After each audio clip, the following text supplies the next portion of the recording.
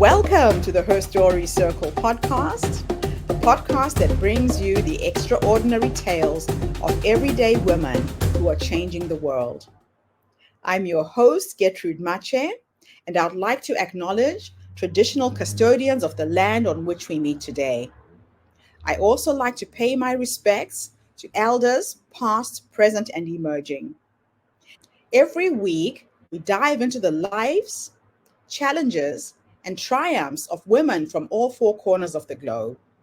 We're here to inspire, enlighten, and connect, sharing stories that uplift and empower. So grab a cup of coffee, settle in, and join us as we explore the incredible journeys of women shaping our future. This is Her Story, where every woman's voice matters. Hello, everybody, and welcome back to the Diversity Connector. This is Gertrude Mache here in beautiful Melbourne, Australia. And today I am blessed with yet another fascinating guest. Welcome, welcome, welcome to our tribe. Please tell everybody your full name, where you're based, and share your story with us today.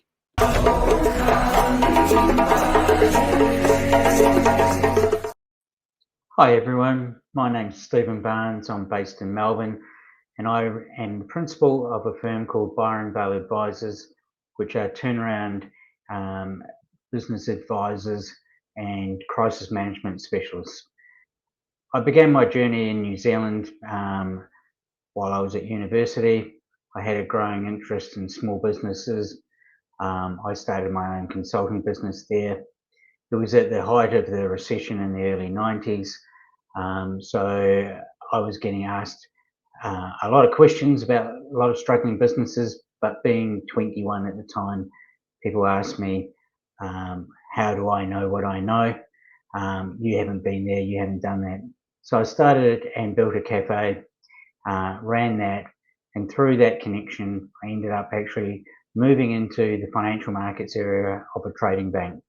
I worked there on a lot of complex problems.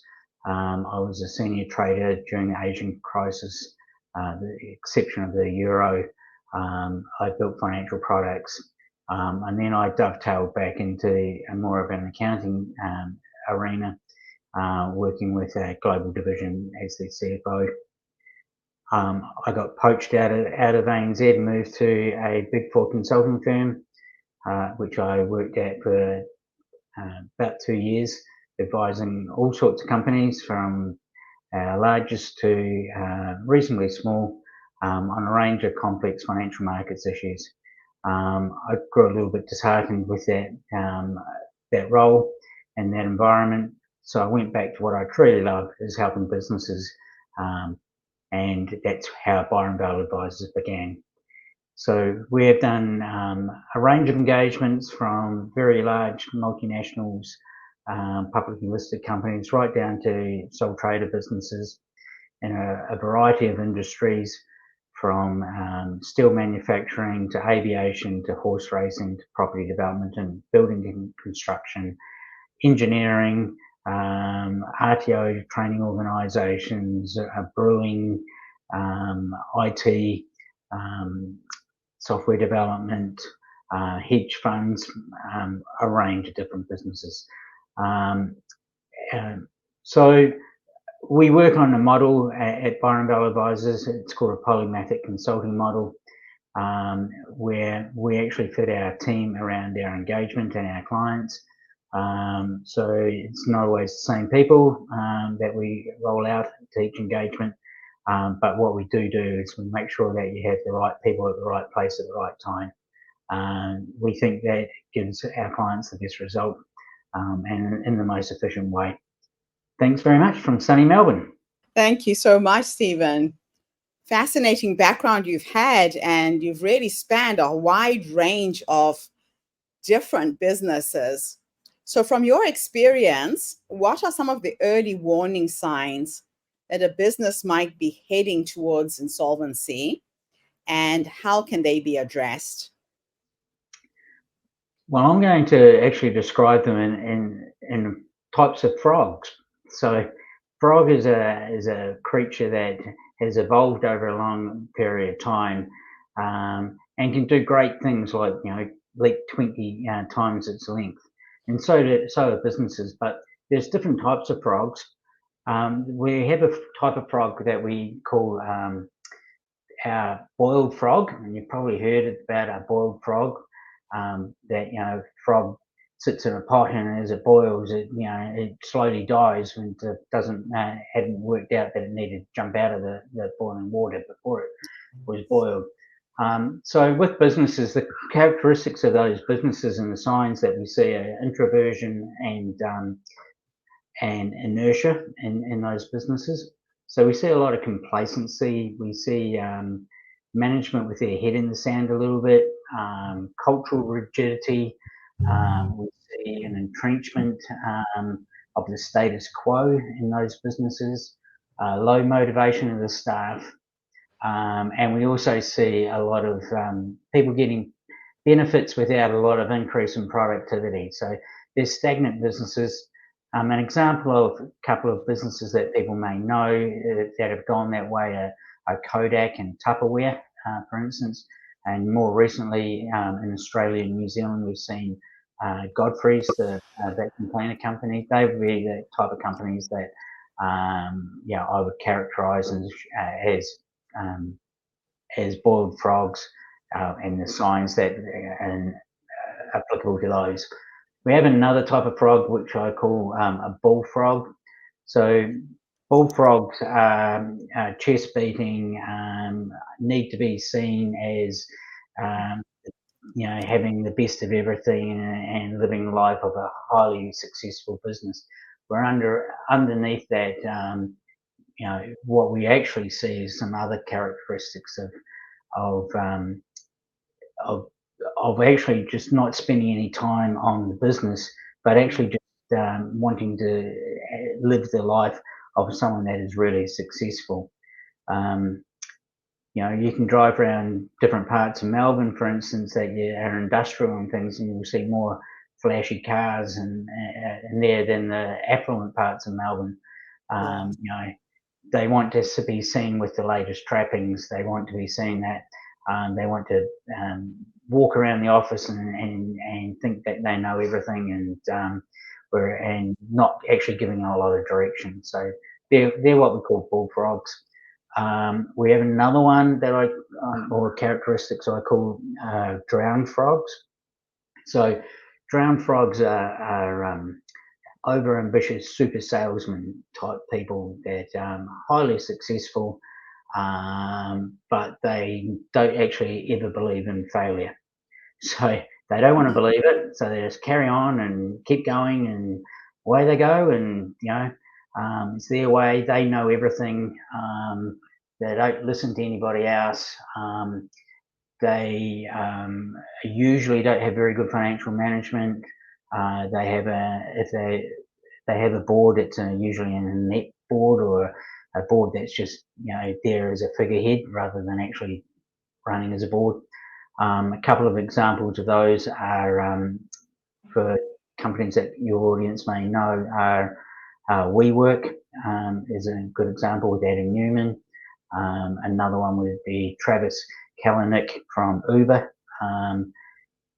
Locally, some people that you may know are Christopher Skase and Alan Bond in Australia, and maybe even Ron Briley from New Zealand, those sort of people. So they'd be what I call drowned frogs.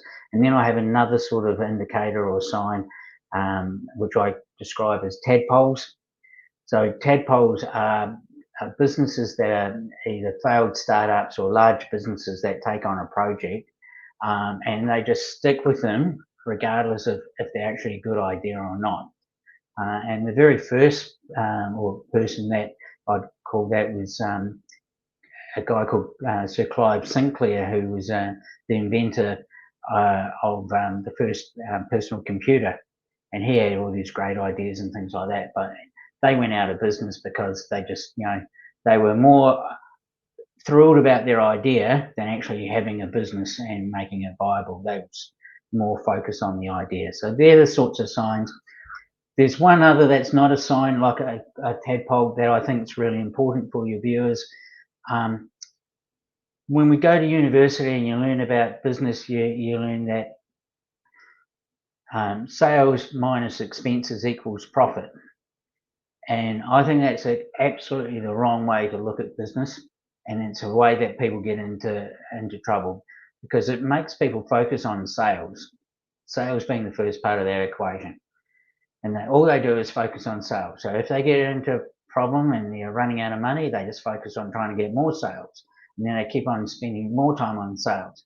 So I think you need to flip that equation around. It's profit equals sales minus expenses. If you focus on profit, you're less likely to get into trouble. It is fascinating, the analogy of the different types of frogs. It's very, very clear what is happening in each of those cases. So can you describe your approach to turning around a business that's facing challenges? What are the key strategies that you employ? Okay, so businesses are like people and businesses get sick sometimes. So I have an approach which I call triage. And triage is like what you think at the hospital. So it's called triage because it classifies different problems. Ones into ones that, if I do something about now, it will make a huge difference, or ones that I do something now, it will really make no difference. And then you have the ones that, regardless of what I do, doesn't make any difference at all. So I start and look at a business firstly like that, and then I run through my whole triage process. So the process is in stages. So the first part is the analysis stage. So we're looking at what is the problem of the business and what's driven us to the stage that we're at the moment. Once we understand that, we then move to the next stage, which is about just shoring up our business so that we can then have a platform to move forward and turn it around. I call that the emergency phase. And think of it, a lot of it's to do with cash flow at that stage. And I think of cash as blood of the business. It's the bit that keeps us going, but it's the part that links our heart and our head. Just like in a patient. So in the emergency phase, just think like at emergency department in a hospital. We're not really focusing, if you come in after a motorcycle accident, we're not really focusing so much on your broken leg. We just want to make sure your heart's beating and your head's working and the blood's flowing, right? We'll deal with your broken leg down the track, but that's not the most important thing at the moment. So that's how we do that with the business and the emergency phase. We're looking at what do I need to do now just to keep alive and operating. And then we get to the third stage, which I call the crisis stabilization phase. That's when we actually start the real turnaround, and it's a longer process. It's about, we've got a platform now that we can come up with a plan to start turning the business around.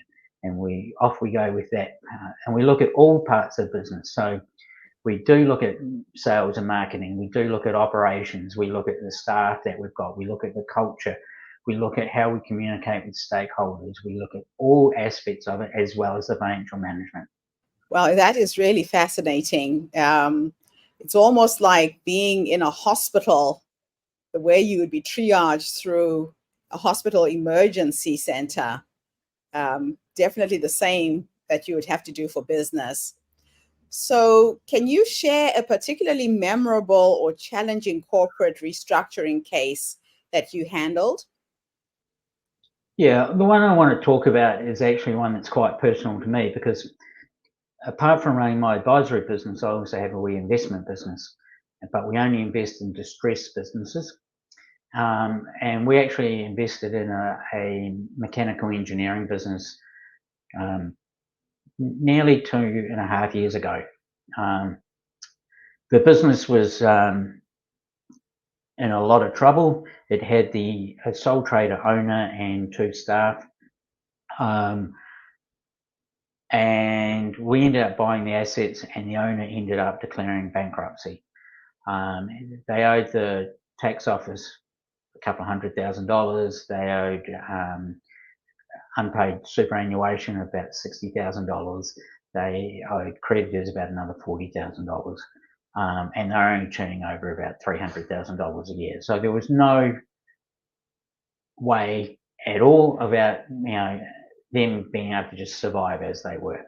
Wow.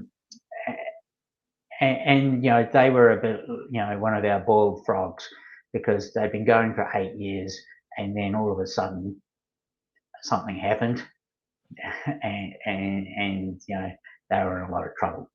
So we took over that company. We then worked with the owner, and we moved forward, and within 10 months we had 6 staff and we were turning a profit. Wow. Within a year we ended up running out of room in the premises, so we moved to premises twice the size. A month after that, I actually acquired another business which I rolled into it. So today we're profitable. We're moving ahead. We've got we're doing some R&D. We're doing some projects, and we've got 13 staff. So that's in just over 2 years. So that's a real case of an example that we turned around. And apart from that, we still employ the person that was the sole trader, and he will at some stage, probably towards the end of this year, end up buying back into the company. So it'll be he's not only working just for me, he's working for himself. Yeah. And he would tell you that it hasn't just changed his business, it's changed his life, because he'll have a lot better business at the end of it. But we do a couple of little things. I want to give you a couple of examples of some really simple things that we did right at the start that can show you that how to make a difference. So this person was losing $100,000 a year, but this person and his 2 staff were getting Uber Eats for lunch every Friday. So that was $100 a week. That was $5,000 of that $100,000. So we stopped Uber Eats for lunch on Friday and bring your own. Another thing was in the industry that they were in, they usually charge for consumables, oil, rags, those sorts of things that they use. But he wasn't. So we turned around and put a charge on for consumables,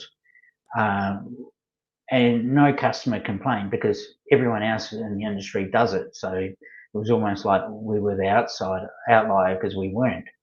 But that saved him generated another $20,000. So in the space of 5 minutes, a quarter of that loss was resolved just by looking at the business a little bit differently, without actually fundamentally changing the business. So, wow, that is just fascinating. Very, very simple things that one can miss unless you're really paying attention to where the money is going. yeah. So, how do you assist businesses in the pre-solvency stage to avoid further financial distress? Okay, with the pre-solvency stage, what we do is we still run our triage process, but what's really important to people is that getting involved and getting us involved early. You have so many more options. As I said, with this particular one example case that I just gave you, he'd been operating for 8 years and then had an event. And Ernest Hemingway, in his book The Sun Also Rises, has a quote in there where one of the characters is asked how he went bankrupt, and he said slowly and then suddenly. And that's exactly what happened. So if you get to the stage where you're at the suddenly, then your options are a lot limited, and you're looking at down the barrel of formal insolvency options, which don't necessarily give you that great an outcome. So we're about saving businesses. The earlier you come and the greater the options you have.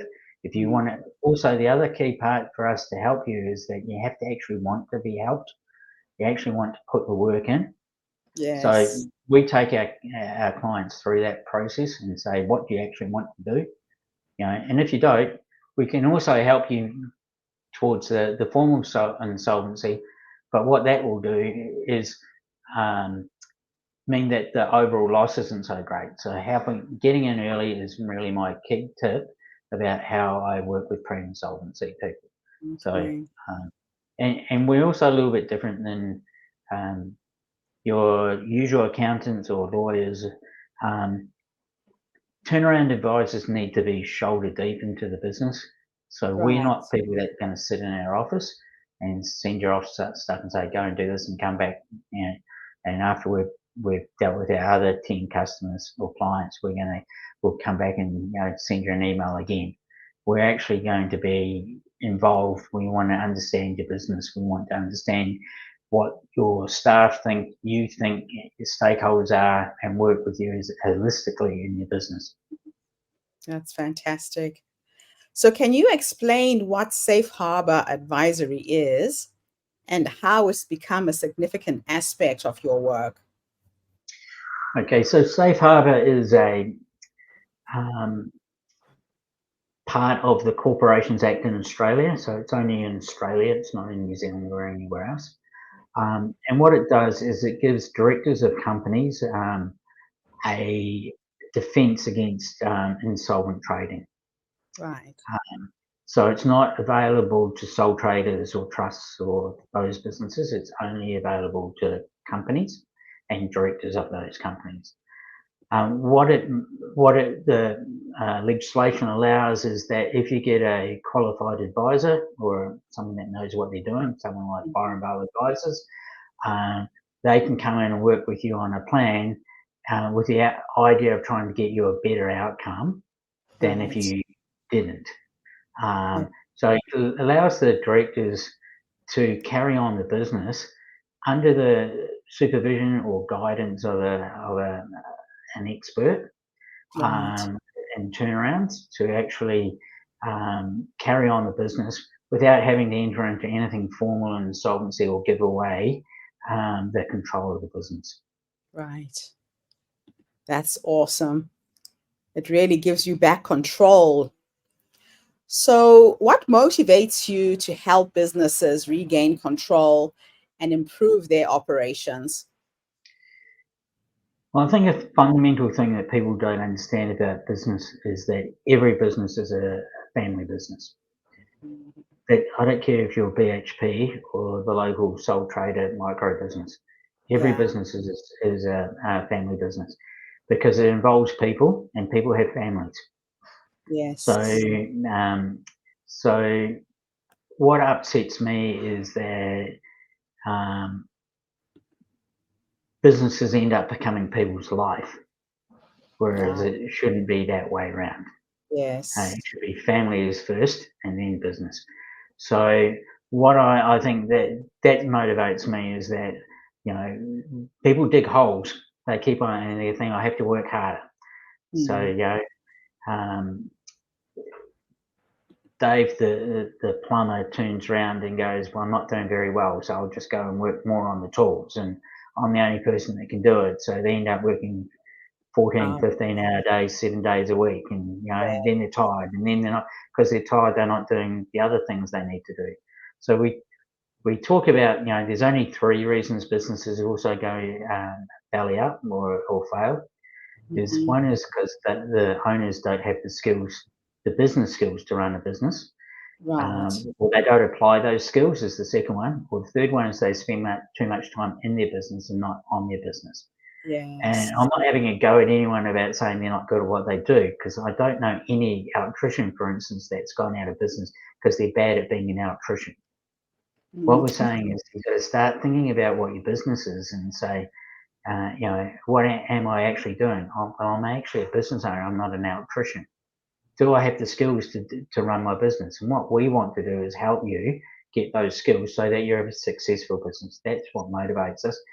And I absolutely hate seeing headlines in the paper about businesses going under that I know don't need to go under. So the tragedy. ask early, get the help is the answer to that. So I love that.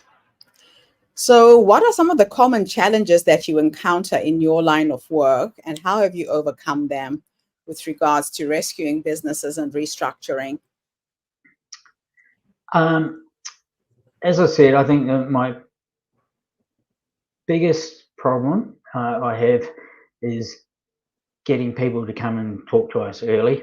I mean, come and talk to us. You might not need us today, but come and talk to us early and at least start thinking about your problems and not just putting your head in the sand. Yes. Um, I think mental health is a really big problem in my space. Um, Okay. People get to the stage where they've got so much stress that it doesn't do their mental health much good. And as a Western society, we're really bad at talking about businesses. So we've seen over the last 10 years, we started getting a lot better at talking about mental health. So we see things like Are You OK days and all those sorts of things.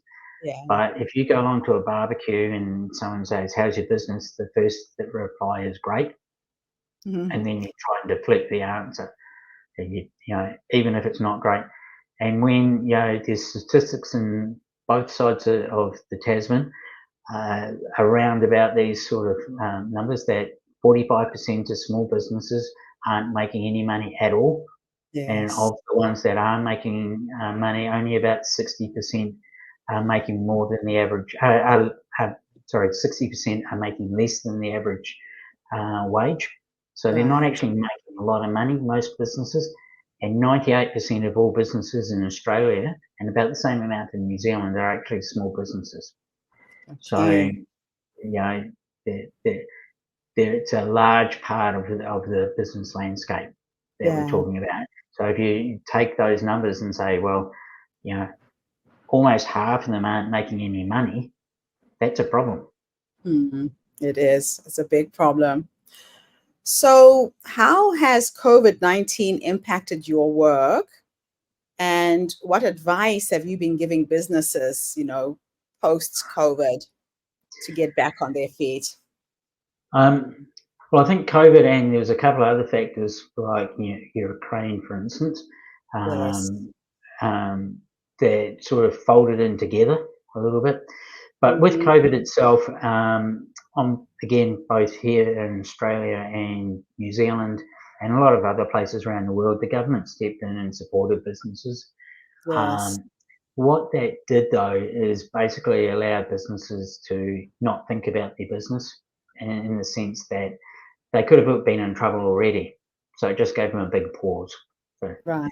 yeah, Melbourne, we were in lockdown for 270 something days, so it just meant I can have a big pause. It didn't mean the problem went away. So then we also had the ones that, it got them by enough, but their business was essentially not there anymore. So we think of, downtown Melbourne, we've got a whole pile of cafes and things like that, and people aren't coming back to work straight away and things like that. So, Yes. they've still got to catch up on the bills they weren't paying during lockdowns. They've got a lower customer number and they've got a cost of living increase. So what we're starting to see now, and again on both Australia and New Zealand, is there's double-digit growth in the number of formal insolvency actions. Right. Um, you know, Around about 20% in the last 6 months growth from the prior 6 months, about 40% from this time last year in number of insolvencies. In New Zealand, it's much the same, those sort of statistics. So we're seeing a lot of that issues coming home to roost.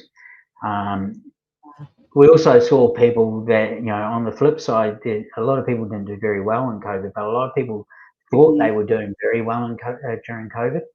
So, and I'm thinking of the construction industry. So, the construction industry in Australia were allowed to continue working. There was a lot of money put into getting the construction industry carrying on, Yeah. especially as we weren't getting immigration at the time. So they were supporting the construction industry. There was a lot of incentives to sign up for new houses and things like that. So, Okay. and then we also, but what we did see also was there was a lack of staff, there was a lack of materials, there was Yes. higher interest costs, there's a higher cost of living, and there's fixed rate contracts. So it's not a surprise to me that a lot of construction industry firms are in trouble. Yeah. Again, I go back to we could see that that writing on the wall a couple of years ago. And, Yes.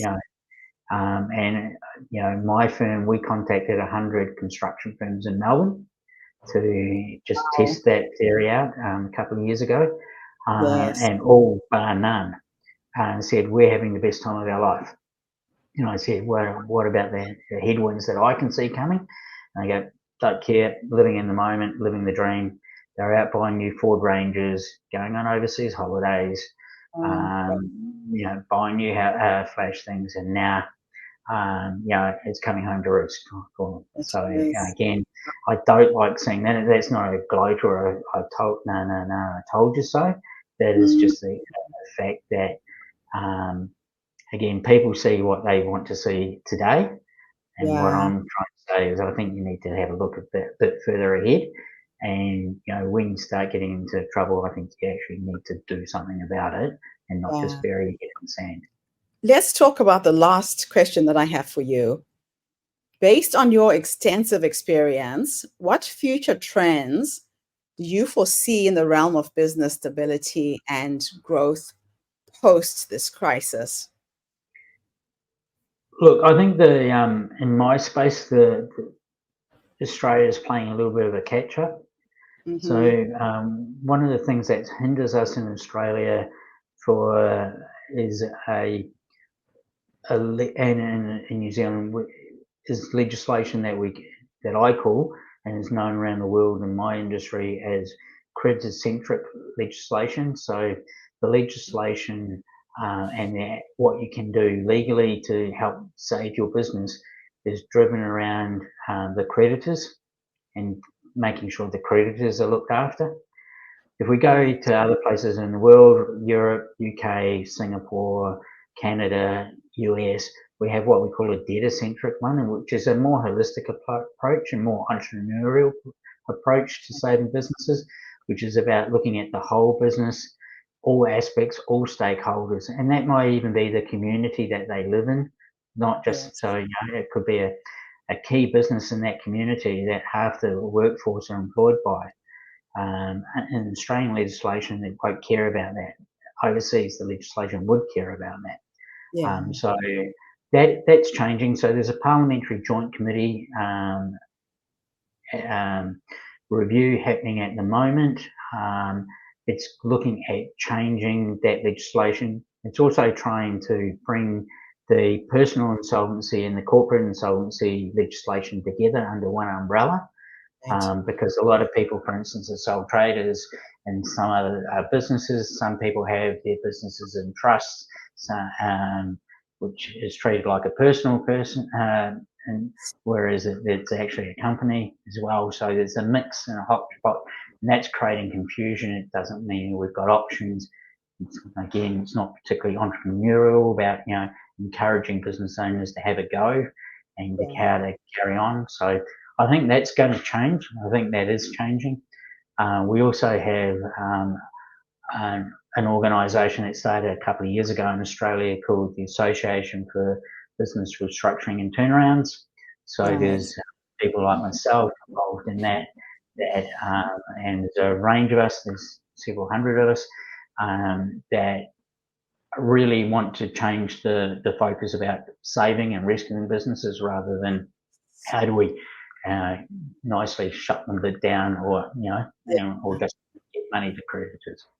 That is fantastic. Well, Stephen, thank you so much for coming online and sharing your knowledge with our community. Pretty sure there's people out there who might need your services. How can people reach you? What is the best way to connect with you?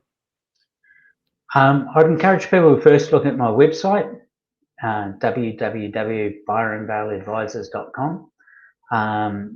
That would be the best way you'll see what we do, some services, there's a contact page there. I've also got a couple of books out, so they can grab a copy of those books. They're both on my website, but at the usual places like bookstores and Amazon and all the online bookstores and things like that in different formats. One of them's just come out last week called Triage, so that book, for instance, is goes right through my whole process that I do with a turnaround. So that's what I would encourage people to do first if they want to get hold of me.